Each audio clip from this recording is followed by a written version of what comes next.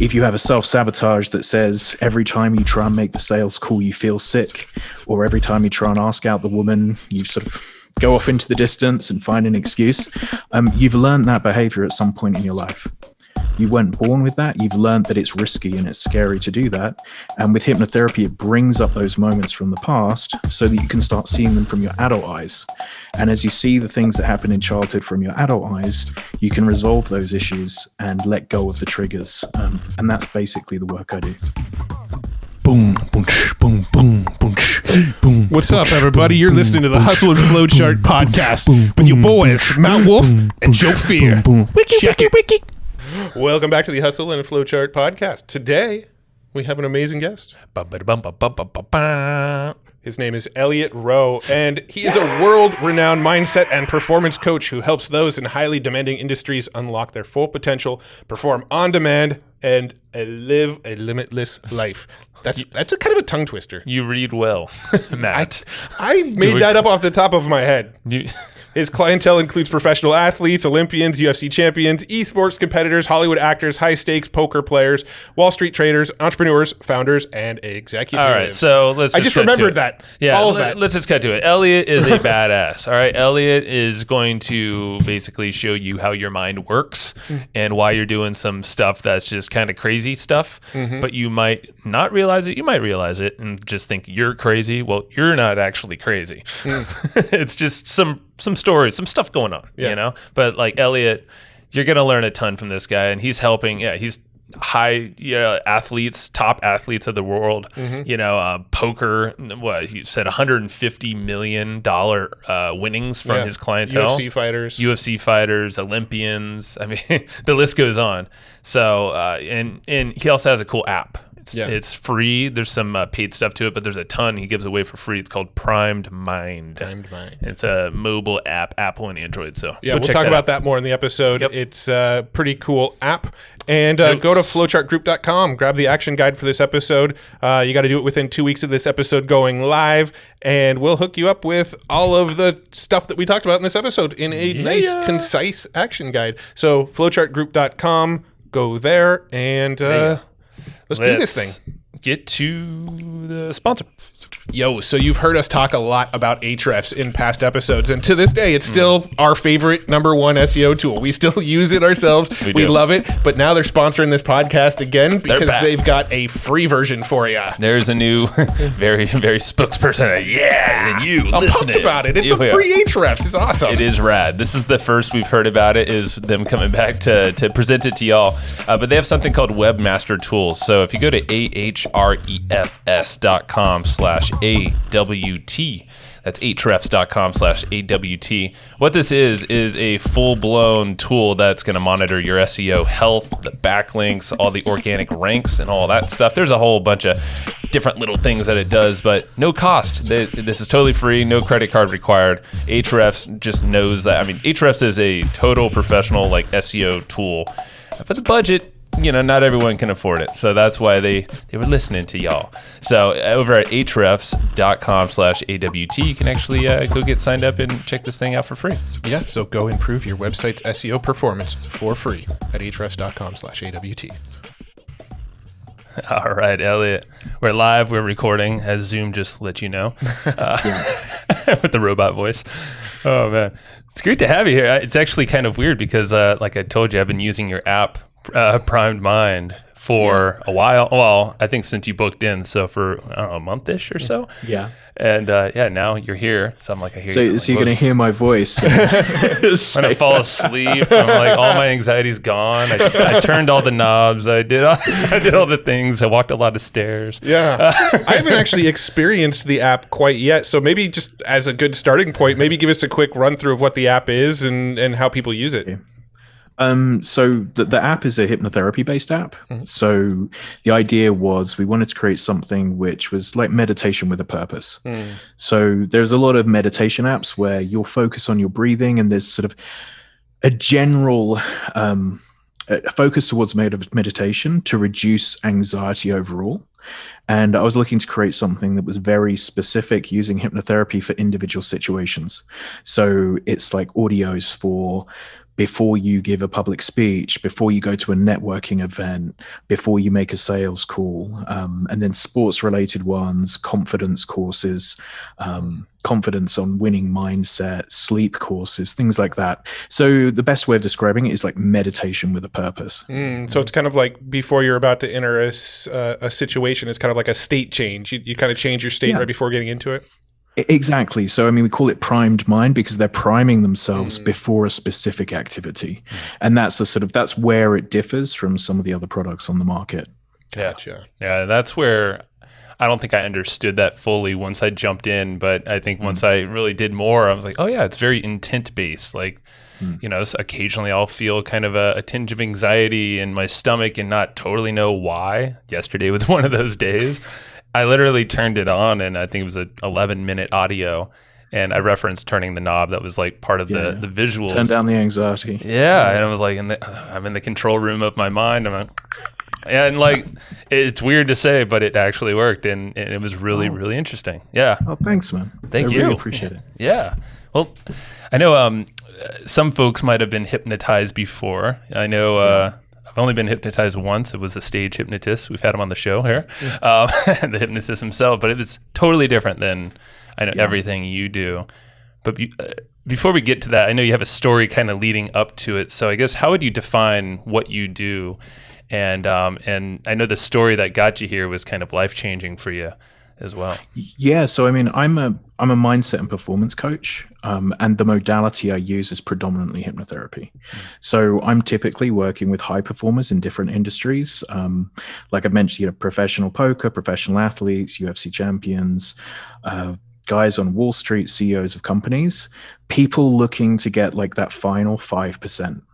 So typically they're coming to me, they're saying, I'm successful, I'm top 5 in the world, but I know I'm doing this thing that's holding me back from being number 1.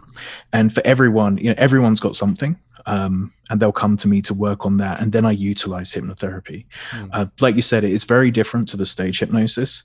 So there's no collapsing, there's no dancing. I'm not trying to make anyone do anything. We're just using a natural state of the mind to make the subconscious dominant over the conscious mind so we can understand where programs are coming from. So if you have a self-sabotage that says every time you try and make the sales call, you feel sick, or every time you try and ask out the woman, you sort of go off into the distance and find an excuse, you've learned that behavior at some point in your life. You weren't born with that. You've learned that it's risky and it's scary to do that. And with hypnotherapy, it brings up those moments from the past so that you can start seeing them from your adult eyes. And as you see the things that happen in childhood from your adult eyes, you can resolve those issues and let go of the triggers. And that's basically the work I do. Yeah, man. That's really cool. And experiencing bits of it here, it's interesting how, like you said, that's the 5%. I'm sure your app, is that geared to more the broader audience? Yeah, so the app is for everybody. The idea was, obviously I'm working with high performers and I only have so many hours in the day. So, I can only help so many people. And one of my clients, he had a lot of success, and he put some of it down to the work we'd done and was saying, hey, like, I want to share this with the world. What do you think the best way of sharing this with the world would be? And we worked together on building that app so that really anyone can afford it. I think about 40 of the audios are completely free. Wow. So the stuff in there, like helping kids with studying for exams and things like that, we just have all of that free. Wow, so that's cool. Yeah. Just to help people. And then there are about 300 audios, I think, overall, if you did the paid package. Sure. But we just wanted to put something out there where it's like, this is a really easy way to help people improve their lives. Like, why not have a product that's there to help? Yeah, man. Now, what got you into hypnotherapy? Was that something you went to school for, or was it? Yeah, I mean, it was a very interesting change of life course. Oh yeah. So I had a severe fear of flying. So I wouldn't take long haul flights, and short haul flights would ruin my vacation knowing I had to fly. So I'd fly somewhere, I'd be freaked out 2 weeks before the vacation, worried on the beach, and then get back on the, have another anxiety prone flight on the way home as well. And, it was holding back my life, in honesty. I couldn't try. I'd turned down literally trips to America with friends because I didn't want to face a 12-hour flight. and someone recommended a hypnotherapist, and I was working in investments in the time, completely different, renewable energy investments, things like that. And she resolved it in an hour, which to me was literally magic. And she resolved it by going to that subconscious state that I was describing, and digging back into memories from my past. And I had a memory come up of being a child at my granddad's house, being shown a picture of a small plane, and then being told it crashed and killed one of his business partners. Right. So she worked through, there's no reason for this to be scary. The child is scared. You don't need to be scared, et cetera, et cetera. But what was really interesting for me is that wasn't a conscious memory. And I went home and I spoke to my parents and I was like, look, this thing came up. Is it real? And they were like, yeah, you remember that plane crashed and that guy. So I was like, wow, something has come up that I wasn't aware of. And I just feel differently about flying now. So that was a huge shift. And then I started flying. I was much more comfortable. And then after a while, I was like, I want to learn this because it's just a cool skill to have. And it's like, you can solve someone's fears very quickly. Like, it's just a cool thing to be able to do. So went and got trained as a hypnotherapist, thinking it would be a hobby. And then started helping friends and family, and they would ask me to help their friends, who would ask me to help their friends. And then I was finding it much more fun than the sort of work I was doing. So I just reached this stage where I was like, hey, I'm just going to move into this as a business. And then from that, someone recommended, hey, if you're helping people with stress, you should try helping poker players, because if they get stressed on a final table, it can cost them millions of dollars. So started reaching out to poker players, started working with poker players. They had an awful lot of success. It's over 150 million clients of mine have won now in poker. So really successful. Then from there, they started introducing me to athletes. I started working with the UFC fighters, had people win the belt, things like that. That went really well. And then they introduced me to business people who introduced me to stock traders. And it was just like full this circle. You're back. This career that I never, you could never plan out something like this. It's just these different steps happened along the way. And I've just been fortunate to be involved in lots of these fun stories, from, Olympics to fighting to stock traders and things. So that's the sort of the 2-minute version of my career. Well, going back to a piece in the story with the plane story, with the plane crash story, is it just the bringing it to your awareness that sort of fixes the problem, or was it like you were aware of it, but then you did additional work on top of the awareness that helped clear the problem? Yeah, so it's actually changing the memory. So the way that it works, so if we take that sort of example, so it'd be like, see the child, how is the child responding when they're being told this has happened? And it's going to be like, oh, I look scared, I look uncomfortable, whatever it might be. And they'll be like, okay, go back. I'd like to give that child a hug, tell him that he's safe, that he doesn't have to worry. And as you do go through that process, you usually feel a physical release, like a lightness comes off your body. And what's happening is, what you remembered as a very stressful moment, you're sort of overwriting the memory with a comforting moment. So by overwriting the memory, because our memories are malleable, they're different. Even if you think back to yesterday, it's going to be different in 2 hours if you think back to yesterday again. But when there are these big traumatic events, it like locks in emotion. So what we're looking to do is go back, turn it into something more pleasant, remove the emotion. And then when something comes up, so in my case, the flying was a trigger, my memory starts searching for like, is it safe? Is it safe? Is it safe?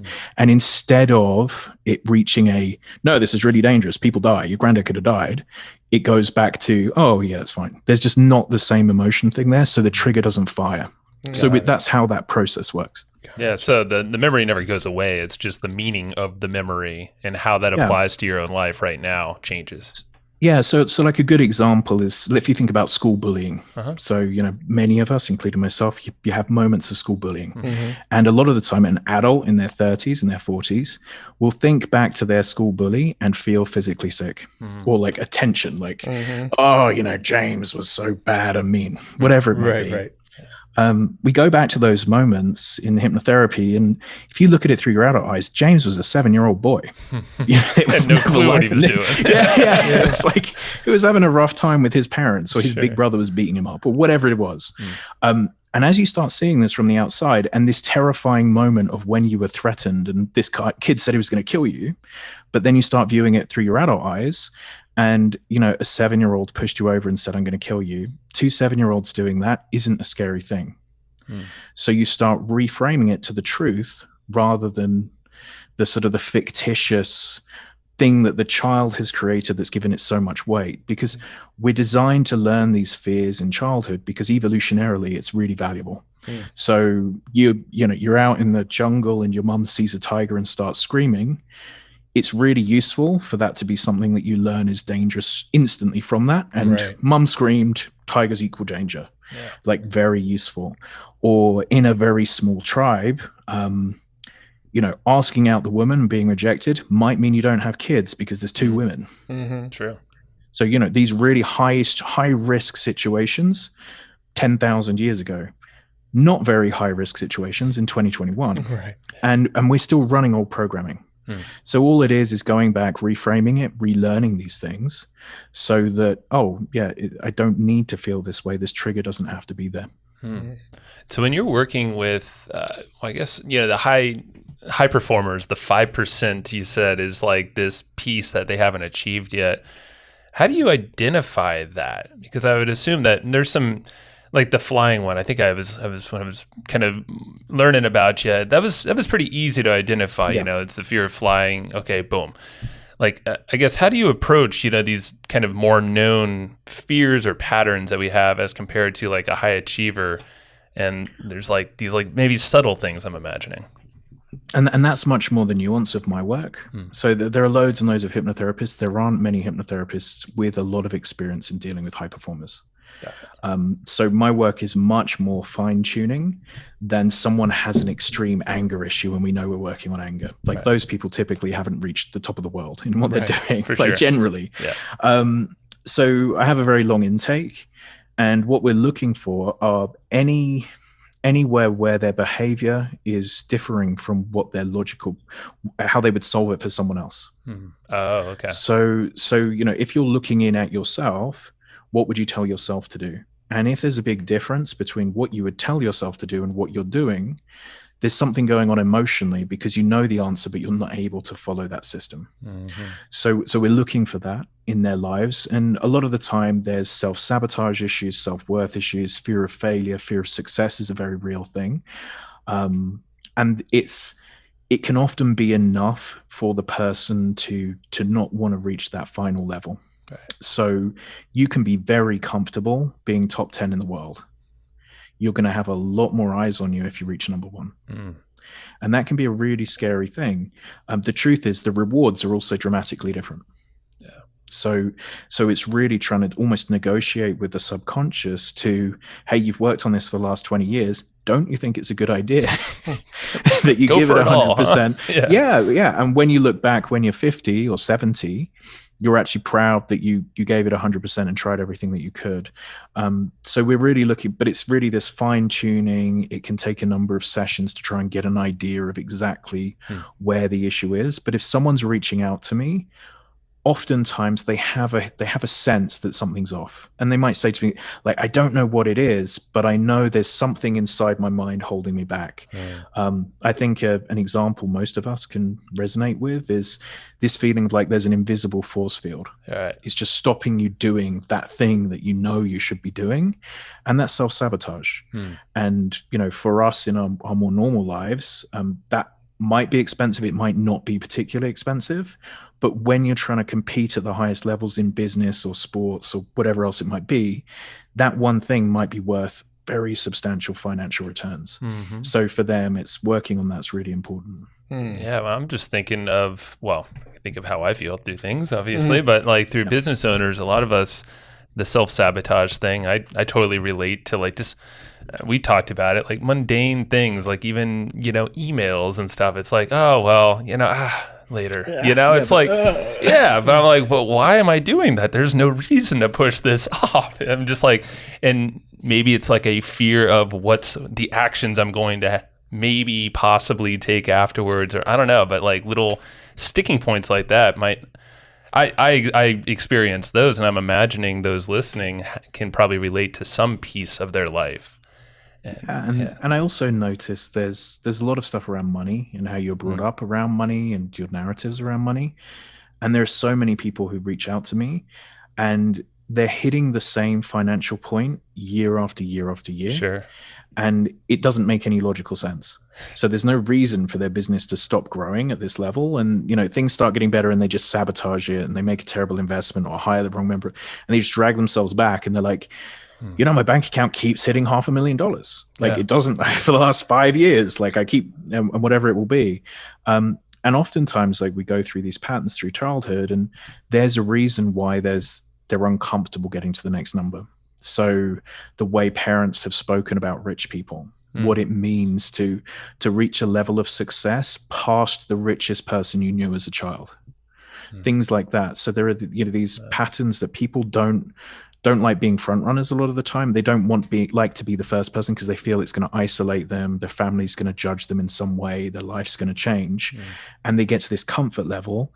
And then every time it looks like they're going to rise, they drag themselves back. And that's another thing that comes up frequently in this type of work. That's interesting. I mean, just explaining that, it makes so much sense, because you're almost comparing yourself to, I guess, the statuses or tiers from your childhood from people that you probably, who cares? Yeah. It's like your friend's parents or something, or your own parents maybe. I mean, one of them, like the most money your dad's ever made, that a lot of people get stuck there. Wow. Like they just can't get past, like when their dad was like, hey man, son, I'm rich. I'm making $100,000 a year. I'm rich son. Yeah, rich, like rich. A lot of those guys, like that's where I can get to. And they're just like, and I'll be like, sure. they'll be saying to me, I'm just stuck at this number. I can't work out right. And then we'll get to the question. So how much money did your dad make? Yeah, exactly the same amount. Okay.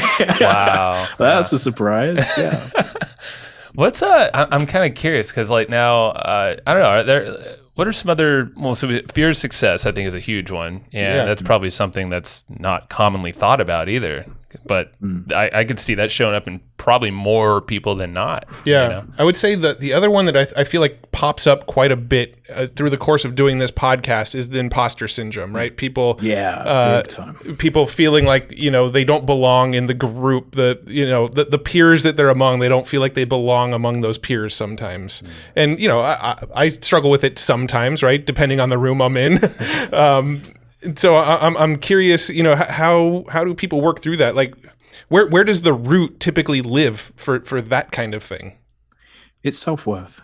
So almost all of these things, in terms of the self-sabotages, fear of success, fear of failure, it comes down to, am I lovable? Am I good enough? Like real early childhood stuff. That's really the theme. And when it comes to imposter syndrome, it's, I was always I wasn't the cool kid at school. My mom said that she loved my sister more than me, or whatever you created as a child. And that's at the very base of all of it. But the thing that I found really interesting, and I'm lucky to be in this spot of knowing so many of these people who are top in the world, but I'll run events and I'll invite a load of clients to it. And there'll be some Olympian and there'll be some business owner and there'll be some stockbroker or whatever. All of them will come up to me and be like, I don't deserve to be in this room. Wow. I'm uncomfortable. I'll be like, you've got an Olympic medal and you're fine. Like, I promise you. And they'll be like, but what's that? Like, these people are rich. And then someone else who's wealthier will say, hey, but this is an Olympian here and there's some boxing champion. And everyone has that imposter syndrome because we undervalue what we're doing as an individual. So the Olympians, I mean, a good example was, I had a comment from one. It's like, I was like, look, you have an Olympic medal. You really don't have to feel. She's like, yeah, but all of my friends have Olympic medals. I was like, yeah, but other people's friends don't. It's because you're in the Olympics. It's like in your social scene, it's really normal to have Olympic medals. But in the rest of the world, it's a really cool thing to have an Olympic medal. And, all the stockbrokers, their friends are stockbrokers. There's people running e-commerce companies, all their friends are running e-commerce companies. And we don't sort of factor that in. And we're always like, yeah, but there's someone more successful in my scene. Yeah. but we're all feeling imposter syndrome in those moments, and everyone's the same. Everyone has fears, and I'll have them do an exercise where everyone talks about their fears at the beginning, and they'll look around and be like, oh, everyone's scared. Yeah. And it's completely unnecessary for everyone. And I would imagine it's a lot of related things. So when you get I don't know if you do group environment stuff, but I know we've done some work like that. And then you start to hear stories and patterns from childhood past, and you're like, oh, wait, that's just that thing. I have that same thing. It's a different story, but it's the same. It's always the same. Yeah. It's always the same stuff. Wow. How about just like rattle on all, like guilt, in general is maybe that's broad, but what would you do with guilt? Like the feeling. Well, let's share so an example. Context, yeah. An example. I feel like we've gotten over this over time, but an example for us is in our own business. Times when we weren't working in our business, we felt guilty about the fact that we weren't actively working on our business. It was almost like the time spent with family or the time spent not pursuing the growth of the business. There's almost a guilt attached to, I really should be focused over here as opposed to being present right here. And so I know that the conversation of guilt has come up quite a bit on our show over time about why do I feel guilty when I'm not pursuing growth in the business? Yeah, so I mean, the first thing, the things that stand out around that, one is you just have to forgive yourself in the different situations, like forgiveness of, and everyone else. Like if your parent was a bad parent, forgive your parent, at least internally. Because the truth is they were doing the best they could at the time with what they knew. In the same sense that you're doing the best you can, that you know how to do or you're capable of doing. If you're spending more time with your family or whatever else it might be, you might need a break, etc. But the other side of this is, let's be honest, if you had spent all of your time on your business and hadn't spent time with your family, would that have been guilt-free? Yeah. True. You would be like, oh, we've been spending time, I feel so guilty, I haven't spent time with my kids or whatever else it might be. So you're setting yourself up for an impossible situation of whatever you do, you're going to feel guilty about it. So, through the hypnotherapy, it would be a case of, okay, when you go back to those moments, I'd like you to forgive yourself for making that choice, let go of the stress and tension, however you're holding it in your body, those sorts of things. And then I'd like you to plan out and start to schedule something that you think is fair and that you could repeat for the year. And it's going to feel balanced and it's going to feel good for you. So let's design a schedule where you're seeing your family this amount, you're working on the business this amount, this time block here, this time block here. And it's a sustainable amount of work that you're not going to burn out and you're not going to damage your relationships. And for everyone, that's going to look different, but you can actually design something for you that works in that way. And then you try it for a month and you have to say, okay, well, perhaps I need another 3 hours of work, or I need more time with my kids, or whatever it might be. And okay, so we've learned a lesson. We don't need to feel guilty about the first month. We were testing something. Let's try the next month. And then you're basically just crafting a life that you can feel good about. But the idea of like just feeling guilty the whole time, like, oh, I did too much work this month, I'm so guilty, I haven't seen my family, I'm seeing my family. You're just gonna be in this constant state of energy burn. Right. So it's like taking the pain out of it and just saying, okay, well, how do I solve this rationally? And that hits pretty well with what I was trying to describe as, the rational work. Like, you probably know that rationally already without me telling you it, but you're not following through with that. And this is the sort of thing I was trying to describe earlier. I follow. Yeah, this is interesting. And I'm thinking back to things like the exercises in Primed Mind, the app, and I'm kind of curious on some of these things because you mentioned the feelings, and because sometimes some of these guilt feelings or emotions, anxiety, we feel it in our body, but I think not everyone knows how to feel those things to identify what's happening. And it seems like through the course of your work in hypnotherapy, you almost enhance that feeling, but with a focus, it seems like, so you can then do something with it. Yeah. So what we're trying to do, as I say, the hypnosis, there's nothing magic about hypnosis. It's just, you're just getting, into a relaxed state and increasing visualization. But when we've reached that very relaxed state, that more trance-like state, we can dig into those emotions and just have intense focus on one thing. So if you were saying, hey, Elliot, I feel guilt at this moment, you might not know what guilt feels like right now. But if we spent 5 minutes, 10 minutes trying to get you very relaxed, And then I said, I want you to think about one of those moments you felt that guilt. Right. Where do you feel it in your body? Is it in your stomach, your chest, your face? How do you know you're feeling guilty? And you'll start to be able to feel this feeling building up.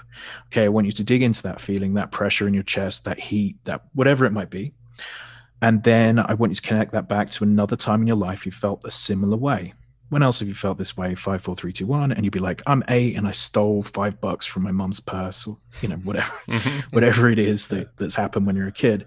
But most people are sort of on the go the whole time, and they're not really aware. They're not being present. They're not feeling the things that are happening physically, but they know those things are there and that is burning energy. So it's like, I feel anxious. Okay. What is anxiety to you? How do you know that you're anxious? But, you know, in normal everyday life, people just don't have the time to dig into that. Yeah. And I think that was one of the bigger aha moments probably in the last year, is really tapping into that. But I feel like the app really, you know, once you are able to identify that, then you can really jump in and dive deep and actually experience what that feels like. And like I mentioned earlier, it's like you turn this knob, and for me, it was like this anxiety level just literally sank. And I was like, that is wild, man. Well, the thing is that the anxiety is psychologically created. Like, there isn't a pressure on your chest. No. Like, there is the pressure that you're feeling, or the sickness you're feeling, it's created by your own mind. So in the same way, if your mind can create this feeling of pressure, your mind can remove this feeling of pressure. And I think that's something that a lot of people, you know, they're like, yeah, but I have all this tension in my shoulders. It's like, yeah, but your body's creating that. There isn't, you're not physically carrying anything. And once you start to understand that, hey, actually, I can put myself in a relaxed state. I can actually control this. This is something, it might be on automatic, but I can take some level of control. You know, then you have a lot more control over your life just in general. Yeah. I want to go back to something that you were talking about a few minutes ago, about how, you know, with your story in the plane, you said that the memory was sort of subconscious or unconscious. You didn't actually remember it. Is there an exercise people can do to kind of uncover these memories that maybe are hidden, or is that something that really can only be worked through with a therapist? Like with the repressed stuff, really, mine was sort of a semi-extreme case.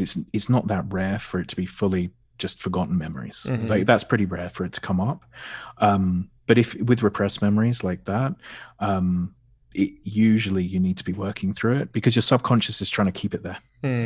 So like I work with a hypnotherapist because I can't work on myself, because any of my blind spots are blind spots to me. Interesting. Yeah. You know, it's just, I can't push myself through. I can't find it. And we can all solve someone else's problems. Like, you know, Joe, you can say to Matt, hey, you should be doing this different. Matt, you can say to Joe, yeah, you should be changing this.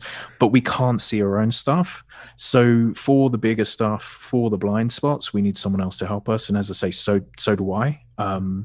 For more just like working through learning meditation, trying to be kinder to people, trying to be kinder to yourself. You can do a lot of exercises like that to take pressure off. But for really keystone blind spots that you might have, I would say, you know, if you're getting triggered listening to this call and you're like, oh, there's this and there's this and there's this, it's like, you know, you're going to struggle to resolve that all on your own. It's going to be much faster to just find someone in your local area that you can go and talk to who's used to dealing with this. And explain. So I guess, yeah, I'm thinking of, are there visual elements to this? Because, you know, I've heard of things like EMDR, you know, therapy, and I think that's the eye rapid, you know, movement. I don't know all the acronyms, but it seems like you're almost doing that, but with a visual memory then, right? So it's all of mine is eyes closed. Eyes closed. Okay. So everything I do is eyes closed, and all the vision, it's all visualization.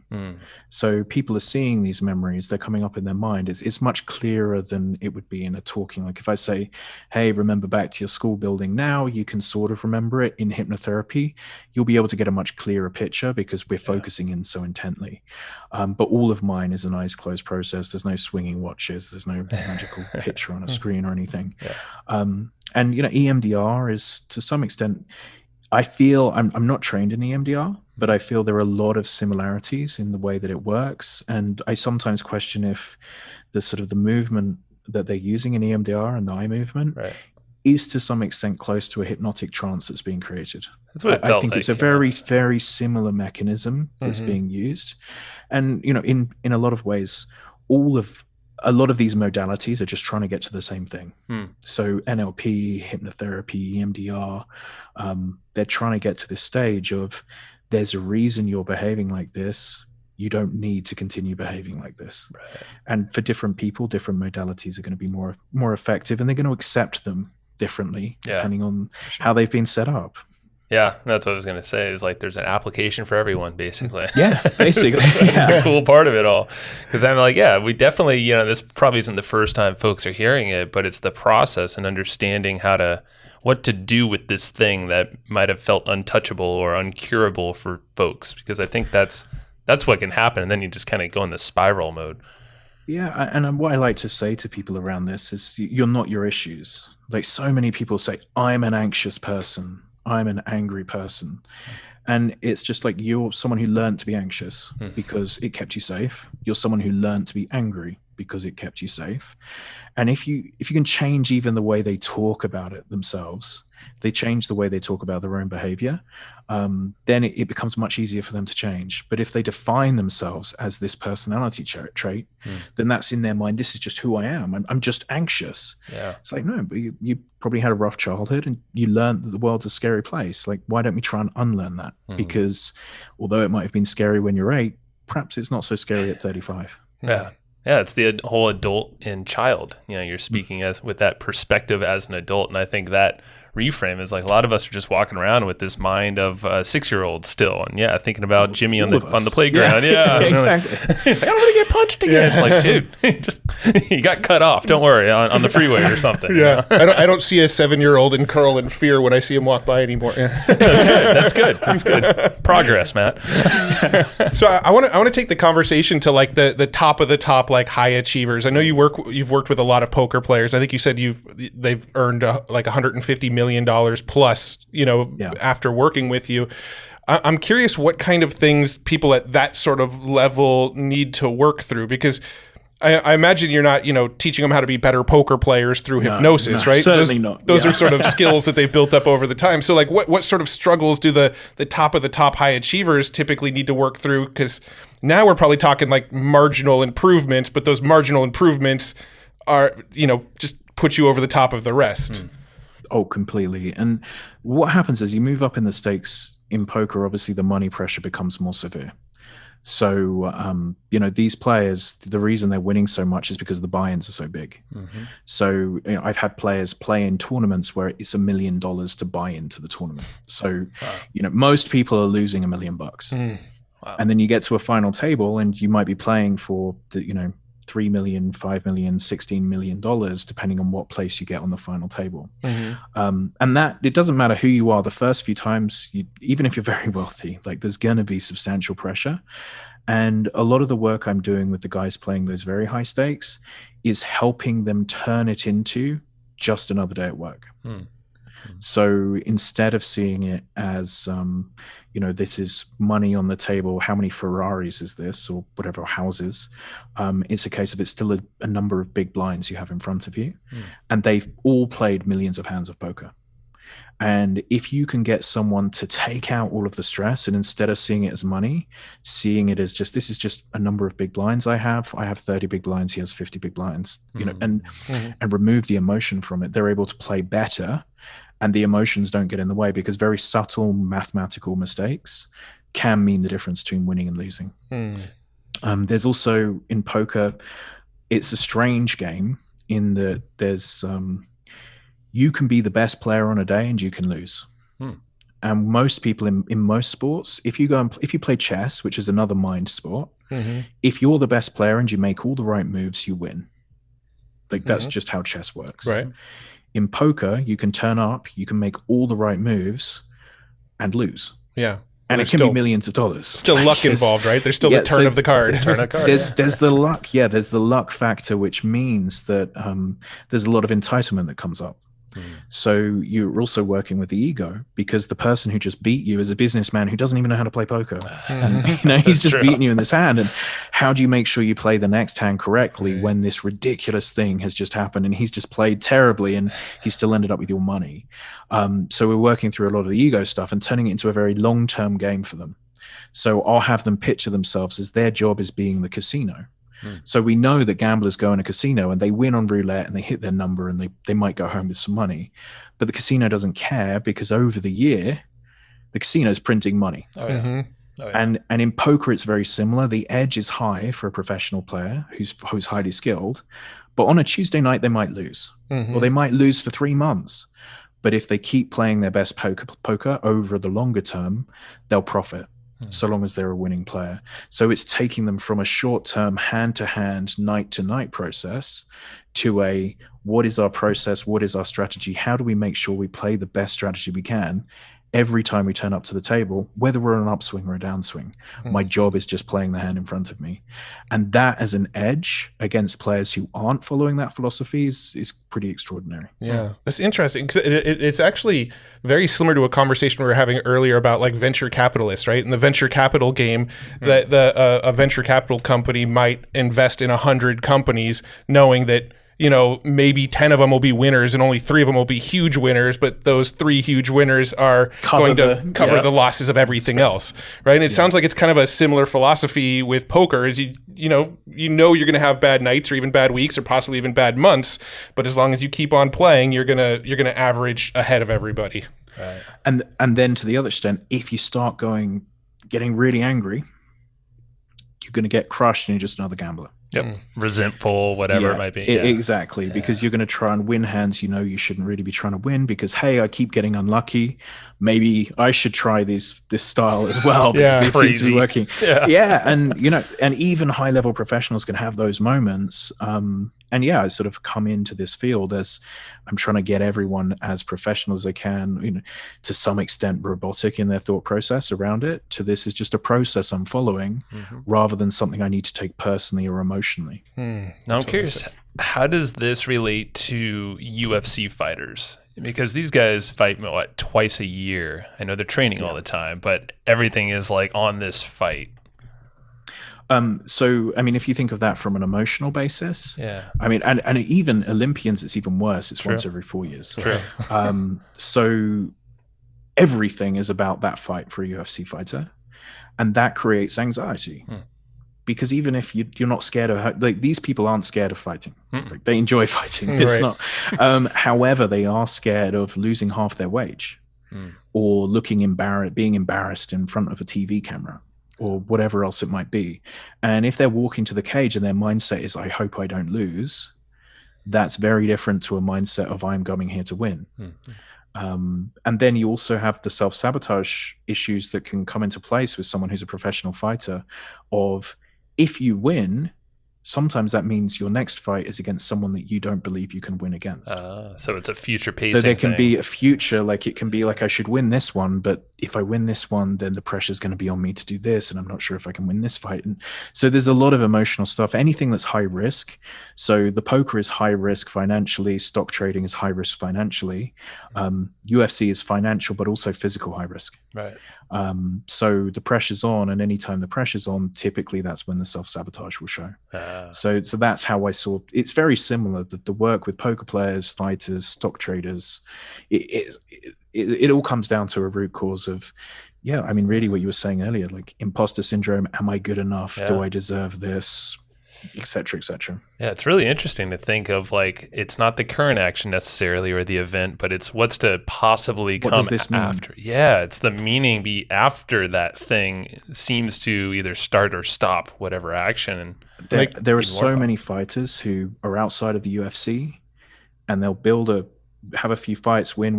They're told the next fight they win, they'll get to the UFC, they lose that fight. Win. Next fight, you'll get to the UFC. Lose that fight. I've seen that. Yeah. And it's they're holding themselves back from the biggest stage. Wow. Yeah, and same with income goals. I'm sure your earnings in business, what you think your worth is in a job, whatever it is. And that's all just a subconscious thing, right? Like they don't necessarily realize almost none of them consciously know it. Right. Wow. Yeah. And yeah, I mean, it comes right back around to like, the income plateau that so many people hit, right? Like I can't seem to break past that $100,000 a year threshold, right? That you hit that income barrier, and maybe one month you finally look like you're going to break out, and then something happens, that feels random that knocks you back down. Yeah, and even like crazy things like the number of people who like have a sprained ankle the week before a marathon. Well, because that's a very emotional thing, right? It's tied. These sorts of things come up, and it's like, it could be a coincidence, but it's happening to a lot of people. That's a good point. Because I mean, emotions are typically in energy. If you're not, you can definitely, like you said, it's all your mind, and it can do some funky stuff. Man, this is wild. I'm thinking just to kind of give folks. Do you have any other? Well, I was just going to ask something fairly broad, but I was curious, like when like CEOs and high performing like business people come to you. Are there any things that you typically find you're working through with them that maybe we haven't discussed? Are there sort of like common problems that I like maybe we're even blind to that we didn't even think to bring them up? One of the most common, it comes up with a lot of people I work with, is procrastination issues. And where it's interesting that they're coming from is I'm often working with pretty naturally intelligent people. Like it's standard. And what's happened is, as a kid, they've been the clever kid. They've been told that they're clever, and then they learn to not study for exams, because if they study for exams, then they have a chance of everyone being wrong, and they're not clever because I studied hard for this exam and I failed. But if they don't study for the exam and they get the B, then they can say, "Well, I got a B." But I didn't study. I could have studied. I would have been the best. And they learn this defense mechanism of not giving 100%, because if you don't give 100%, you can't really fail. And the idea of you being super intelligent can't be taken away, because now you're a super intelligent person who's just lazy. That one actually hits home for me. Like that, really, it really does. Like I was always that kid who was like, I got a B, but I didn't try. But if I'd tried, you're playing it safe. Huh? Wow. And then like the playing it safe continues in life, and they'll come to me and they'll be like, "Hey, man, like I know I'm not giving it 100%, and we'll work through this." And it will just be this clear pattern of they're just scared to find out if they're as clever as their ego wants them to believe they are. So it's an ego protection mechanism. Damn ego.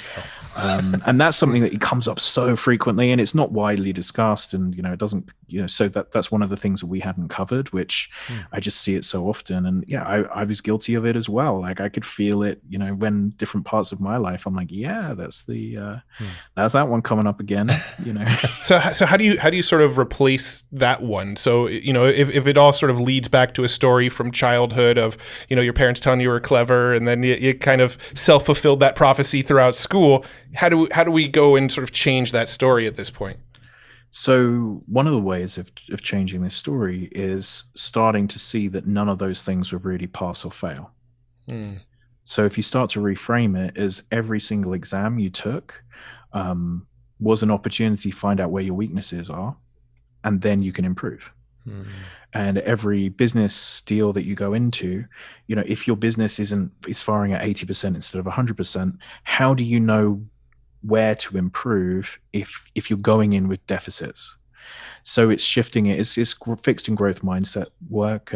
There's a book, Mindset by Carol Dweck. It actually covers similar topics. It's just interesting to see that it's come up in my own sessions so clearly to that as well. But it's this idea of, if you start to see everything as information and then an evolution. So rather than, I got a B, I failed, it's, I got a B, where can I improve? Like, what did I learn? I thought I'd studied everything. I thought I should have got an A. What can I learn from this?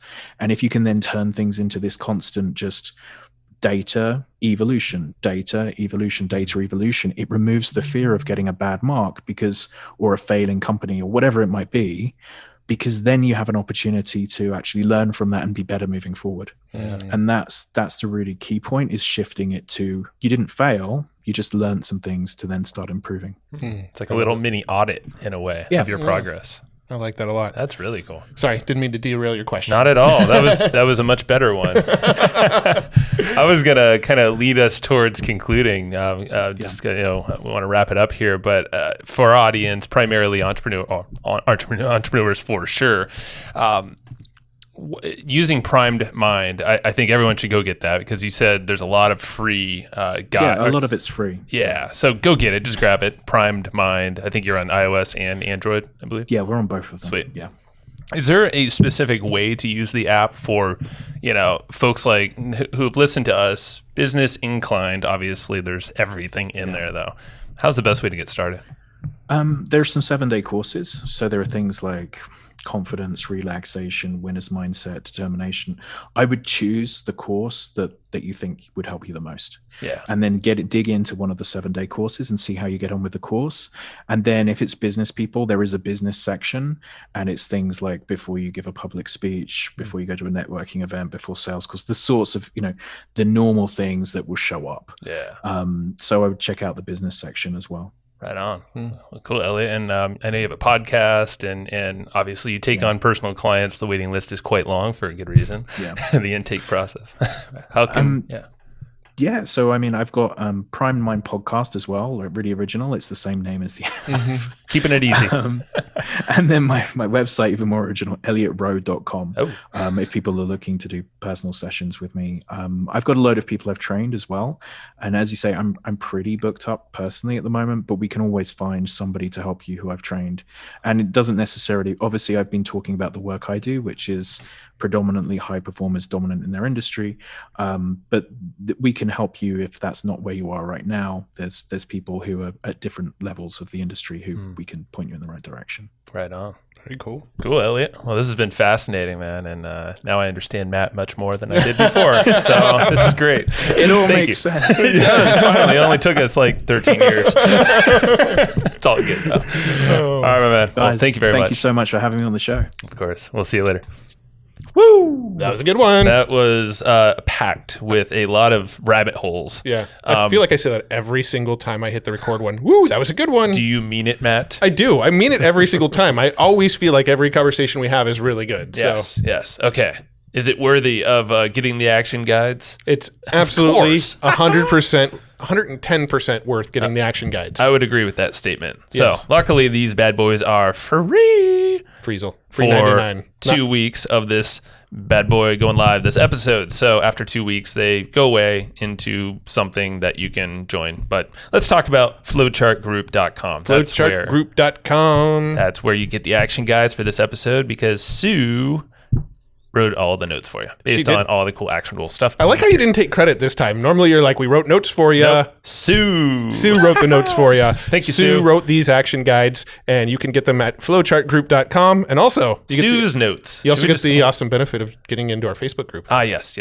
We can all chat. You can pick Matt's mind for all of his treasure trove of thoughts and ideas and strategies and fun stuff. Flowchartgroup.com. They get the cobwebs mostly, but the leftovers. All right. Go to flowchartgroup.com, get the action guide of this episode, and wow, I like that. That was good. We should do that more often. That's worthy. Yeah. All right. And so I wanted to also call out Elliot's app. Oh, yes, that one. Yeah. Primed Mind. You can get it on Apple, iOS, that's the same thing. Android, that's what I was going to say. Yep. Go get it, because that thing's, it's really cool. It's free. I mean, he gives away a ton of it. There's some paid element. I don't know how it works, but I know how those things work. They're cool. So it's like if you want to seek out like an emotion you're going through, he'll probably work you through it. If you want to sleep better, if you want to wake up like really cool, I don't know. He walks you through this cool method. Well, it's got all the sort of pregame stuff too. Like, I got to go speak on stage today. Here's what you listen to before you speak. For your mind. I got to, I have this athletic event today. Here's what I got to listen to before I go into this event. So it primes your mind for these activities. That's it, man. So go get it. It's free, and you're welcome. Have fun with that. So easy webinar. We got to give a shout out to our boys and gals. Boys and gals. That's right. So tell me about it, Mr. Matt. Easy webinar. It does all the good webinar stuff you would want a webinar platform to do. What are the bad ones, though? The bad ones? Like, I hate it when my webinar platform punches me in the face and gives my computer a virus. And still takes like a bunch of your money, like way more than all the other webinar things out there that are subpar. Yeah, they just charge you up the hoo-ha. Whoa, you went there. Oh, yeah. All right. Well, you don't want to be those guys or work with them or trust them with your webinars. Okay, so what does Easy Webinar do for me here? Easy Webinar, they're going to do the live webinars, the automated webinars, the hybrid webinars. They do the streaming stuff. You could build their landing page. The landing page to register your webinar. Beautiful. I don't need like all those page builder stuff. I don't need it just does it. Yes. Cool. But I'm pretty sure you knew the answer to that already. Did I? Okay, yeah. That makes sense. Yeah. I think I knew that. Anyway, you got to go get Easy Webinar. All right. They're giving you a fatty discount if you go to easywebinar.com/hustle. You could just go to easywebinar.com if you want, but if you go to easywebinar.com/hustle, it's a discount. It's a much better good option. One.